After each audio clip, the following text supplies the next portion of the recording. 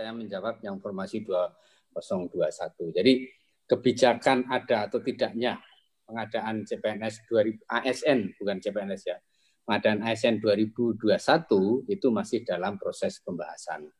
Dan penetapan kebutuhan nanti akan dilakukan atau merupakan kewenangan Kementerian Pan-RB. Jadi belum ada kepastian, belum ada kebijakan resmi apakah ada atau tidak ada pengadaan ASN di tahun 2021.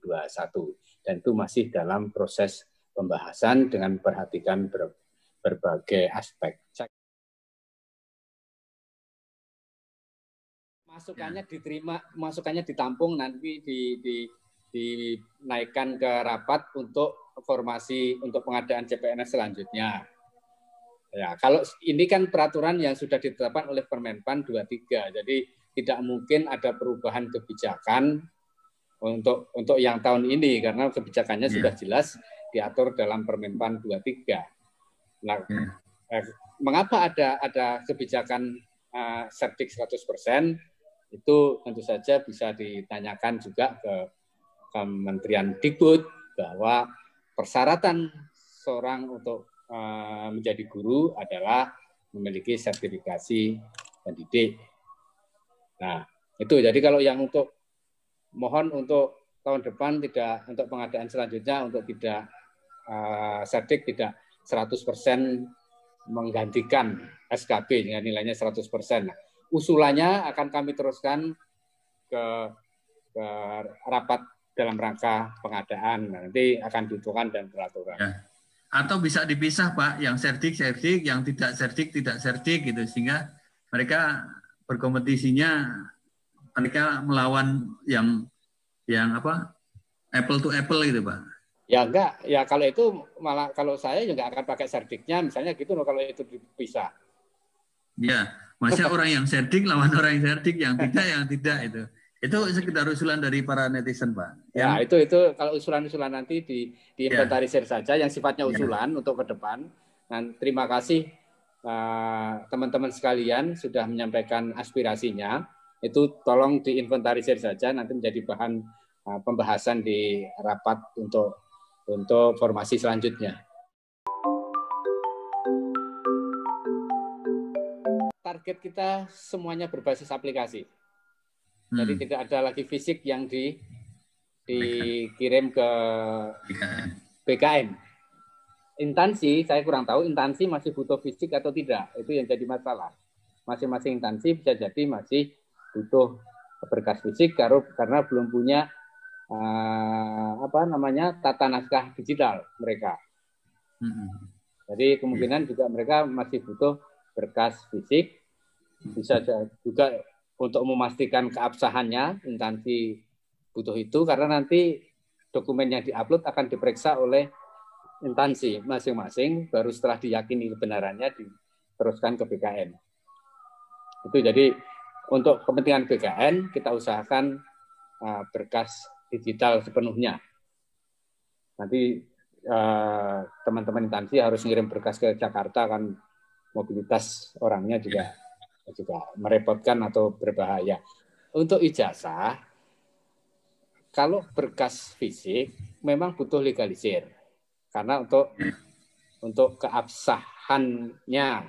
Nah, masalahnya adalah kalau untuk berkas digital ini apakah perlu legalisir karena sama-sama semacam jadi fotokopian kan? Image kan, kita hanya image kan. Kenapa tidak aslinya? Jadi ini masih yang di-scan yang aslinya, Pak. Yang asli kemungkinan ini masih pembahasan, masih diskusi. Kemungkinan aslinya, ijazah aslinya harus scan. Dan saya kira kalau untuk tahun-tahun akhir ini semua ijazah datanya itu sudah terekam dalam pangkalan data mestinya. Sehingga kami akan mudah untuk meng-cross-check ke pangkalan data di Kemendikbud, Kemenristek-Dikti maupun Kementerian Agama. Saya kira itu. Jadi kalau untuk memastikan keabsahannya, kami akan cross-check ke pangkalan data. Ya. Oke, Pak. Pak Suharmin mau menambahkan mengenai sanggahan tadi, Pak, mungkin melalui aplikasi atau apa gitu. Silakan, Pak Armin. Ya, terima kasih Pak Paryono. Untuk penyanggahan itu juga tetap menggunakan aplikasi seperti yang waktu dilakukan verifikasi administrasi oleh masing-masing instansi. Jadi aplikasi yang nanti digunakan adalah https://sscndaftar.bkn.go.id. Jadi masing-masing login ke situ. Nanti di situ akan ada menu untuk sistem sanggahnya. Jadi kalau memang ada teman-teman yang kemudian akan melakukan sanggah tetap dengan menggunakan akunnya yang kemarin untuk terdaftar, silakan kemudian login dulu ke dalam menggunakan akun yang terdaftar kemarin, kemudian diajukan sanggahnya di dalam modul aplikasi sanggah yang ada di dalam aplikasi tadi. Nah, nanti aplikasi itu data-data yang disanggahkan itu akan diteruskan kepada instansi by system juga. Jadi instansi juga bisa melihat langsung, terutama SSCN admin dari masing-masing instansi, untuk melihat sanggahan apa saja yang masuk ke dalam instansinya mereka masing-masing. Jadi mereka bisa langsung menjawab atau menanggapi sanggahan di situ, dan tentu sanggahan-sanggahan tadi akan tercatat semua di dalam aplikasi, di data-datanya akan tercatat di kita. Dan kita akan bisa melihat mana sanggahan yang ditindaklanjuti, mana yang sanggahan yang tidak ditindaklanjuti oleh masing-masing instansi.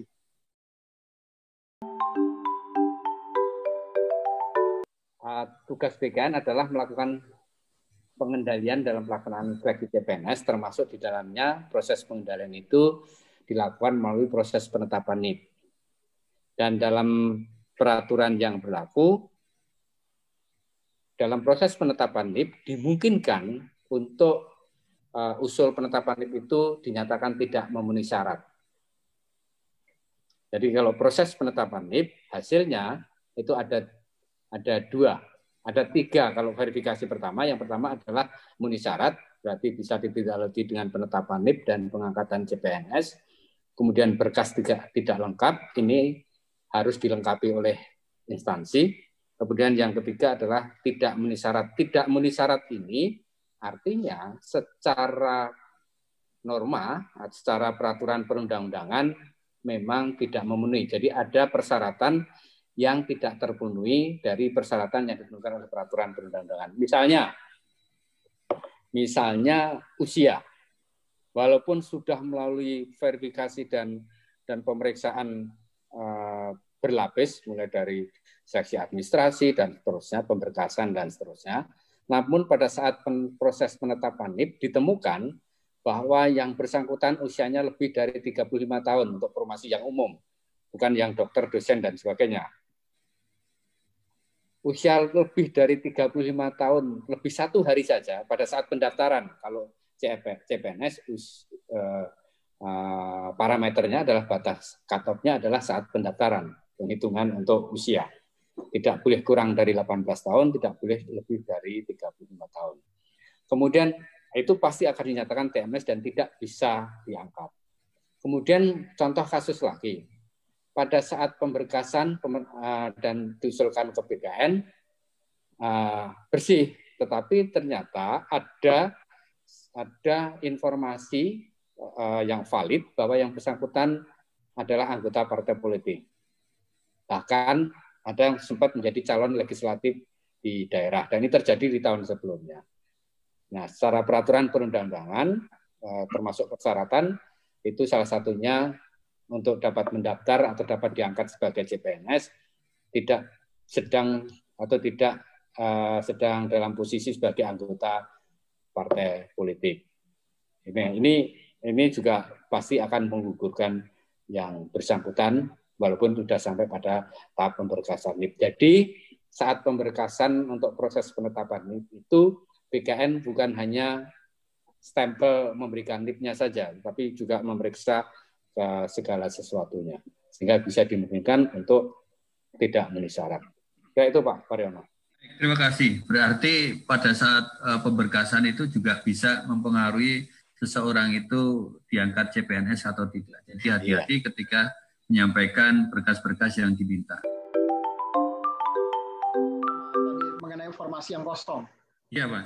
Ya, jadi setelah kita running datanya, jumlah formasi yang kosong akibat dari passing grade yang tidak memenuhi dari jumlah formasinya itu berjumlah 19.732. Jadi untuk jabatan-jabatan yang pelamarnya tidak memenuhi passing grade. 19.732. Nah, dari jumlah itu ada yang jumlah formasi yang sebetulnya dari awal itu sudah nggak ada orangnya, sudah tidak mendaftar. Itu sebanyak 5.866.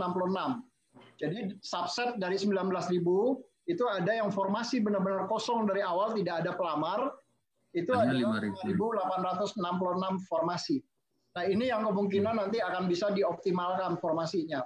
Itu sebetulnya sudah diatur di dalam Permenpan 23 2019, Pak Paryono. Jadi di dalam Permenpan 23 2019 tadi sudah disampaikan oleh Pak Deputi Mutasi bahwa instansi dapat mengoptimalkan pengisian formasi yang kosong. Jadi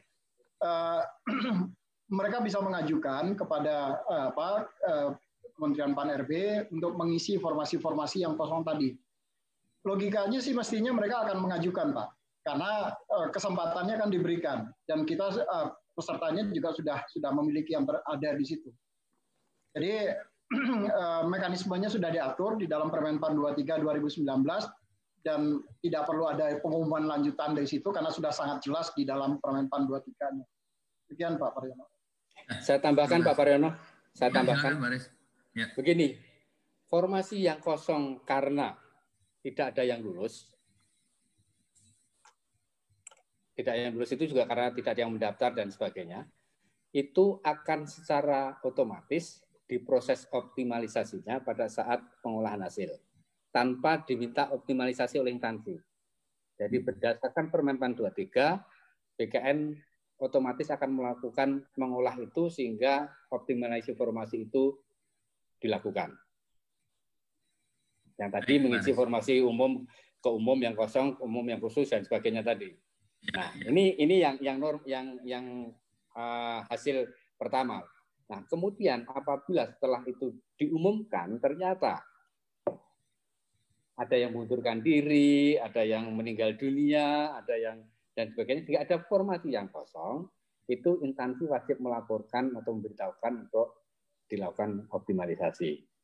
Jadi kalau yang normatif sesuai Permenpan itu akan dilakukan by sistem otomatis. Jadi hasil akhirnya sudah termasuk optimalisasi itu.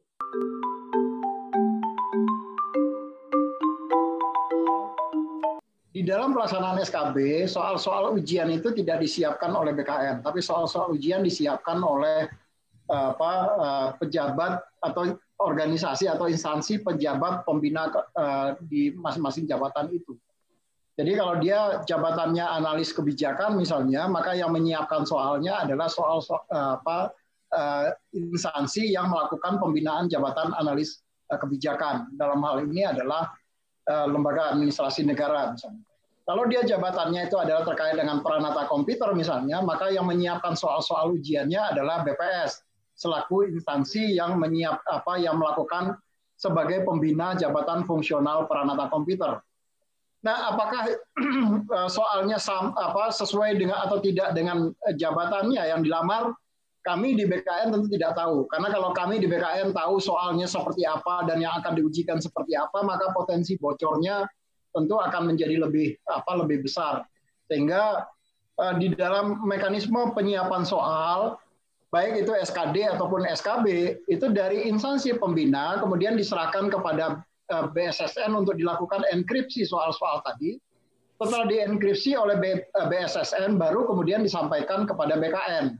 Jadi soal yang disampaikan kepada BKN itu adalah soal-soal yang sudah terenkripsi oleh teman-teman di BSSN. Nah, yang bisa membuka enkripsinya adalah password yang diberikan atau PIN yang diberikan kepada teman-teman semua. Jadi PIN-nya sendiri ya teman-teman sendiri yang tahu apa soal-soal yang akan diujikan di situ. Nah, kalau apakah ini tahu atau tidak, atau inline atau tidak dengan jabatan yang dilamar. Nah, saya mungkin harus lebih jeli melihatnya. Kalau misalnya saya pernah mendapat protes misalnya ada soal, menurut peserta sih, saya tidak lihat soalnya, tapi kalau menurut peserta, ada soal analis analis kebijakan kurikulum misalnya. Jabatan yang dilamar adalah analis kebijakan kurikulum. Tapi ternyata kok soal-soal yang diujikan tidak ada kaitannya dengan kurikulum. Nah, karena jabatannya adalah analis kebijakan, maka tentu saja soal-soalnya akan lebih banyak pada soal-soal penekanan di analis kebijakan. Bukan di konteks kurikulumnya, tetapi di konteks analis kebijakannya. Jadi, apakah soal-soalnya tadi Pak Riono menyampaikan, apakah ada teman-teman yang keliru membaca mempelajari materi misalnya? Kita memang meminta kepada Pansarnas, sebetulnya meminta kepada seluruh instansi untuk mengumumkan kisi-kisi yang akan diujikan. Jadi sifatnya hanya kisi-kisi di situ. Jadi terkait dengan jabatan yang dilamar misalnya, kisi-kisinya apa saja yang akan diujikan. Nah, kalau teman-teman kemudian mempelajari soal di luar itu atau ekspektasinya beyond dari yang sudah disampaikan di dalam kisi-kisi, ini memang kemudian pasti akan salah baca soal di situ.